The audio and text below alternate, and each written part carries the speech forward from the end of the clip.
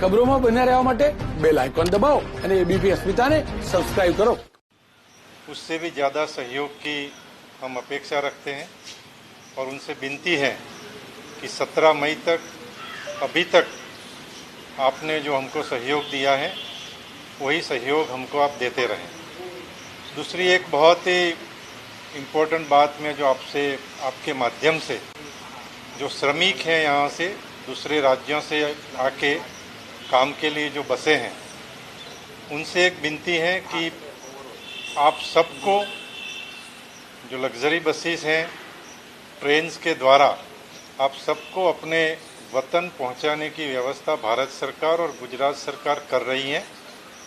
आपको थोड़ा धैर्य रखना पड़ेगा और जब तक आखिरी श्रमिक यहाँ से जो जिसको जाना है वो नहीं जाएगा तब तक ये व्यवस्था चालू रहेगी। ये बीच में कहीं ये व्यवस्था बंद होने वाली नहीं है, लेकिन सूरत में क्योंकि नंबर संख्या ज़्यादा है इसीलिए मैं सभी श्रमिक उनके जो कम्युनिटी के आगेवान हैं लीडर्स हैं उनसे भी मैं अपील करता हूं कि आप अपनी कम्युनिटी में अपने एरिया में सबको बताएं कि सबका बारी बारी से टर्न आएगा और सबको जाने का मौका मिलेगा। जैसे जैसे ट्रेन चलती हैं हमको सूचना मिलेगी रेलवे बोर्ड से कि इस दिन इस टाइम पे हम ट्रेन चलाएंगे। किसी को रेलवे स्टेशन जाना नहीं है क्योंकि वहाँ हम किसी को रेलवे स्टेशन अलाउ नहीं करेंगे। जो भी लोकालिटी अच्छी तरह वहीवटी तंत्र को सहयोग दे रही है उसमें से हम टिकट्स उनको एडमिनिस्ट्रेशन और उनके जो कम्युनिकेट के लीडर्स हैं उनके द्वारा टिकट बांट के जिनके पास टिकट हैं वही लोगों को हम सूरत म्यूनिसिपल कॉरपोरेशन की बसों में रेलवे स्टेशन भेजेंगे और उसी फिर रेलवे स्टेशन से उनको जहां जाना है उसी उनका डिस्ट्रिक्ट जो हेडक्वार्टर होगा वहां तक रेलवे उनको ले जाएगी। लग्जरी बसेस में भी कोई ज़्यादा किराया नहीं ले, इसके लिए हम आरटीओ से भी संपर्क में हैं कि वो लोग भी आरटीओ ऑफिसर्स भी चेक करेंगे कि जो तय किराया होता है उससे ज़्यादा किराया वो लोग नहीं ले।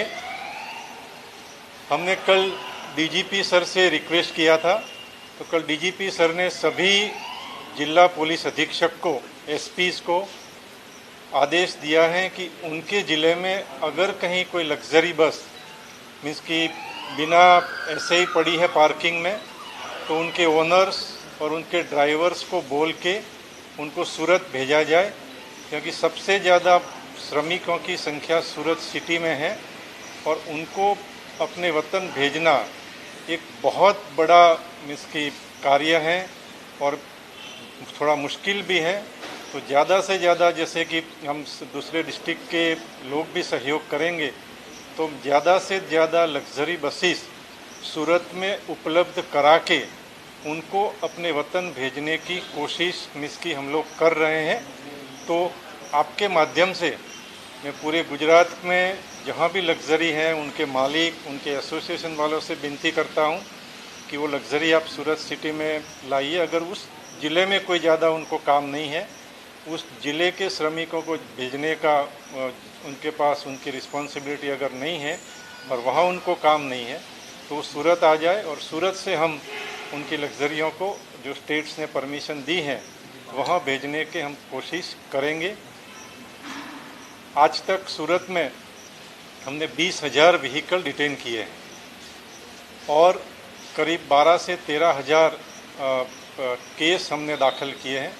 तो मेरी आपके माध्यम से सभी सूरत वासियों से विनती है कि कोई हमको केस नहीं करना पड़े, किसी के खिलाफ एक्शन लेना नहीं पड़े, किसी का व्हीकल हमको डिटेन नहीं करे। तो आप ऐसी परिस्थिति का निर्माण करो कि 17 मई तक कोई ज़्यादा संक्रमण नहीं हो और उसकी वजह से फिर हम जो रेड जोन है वो ऑरेंज जोन में आ जाए और ऑरेंज जोन में जो लोग बसते हैं वो ग्रीन जोन में आ जाए, तभी हम आगे जाके हमको कुछ रियायत मिलेगी। अदरवाइज़ मीन्स की ये स्थिति अगर चालू रहेगी तो हम सब मुश्किल में होंगे। तो यही मेरी अपील है आप सबको।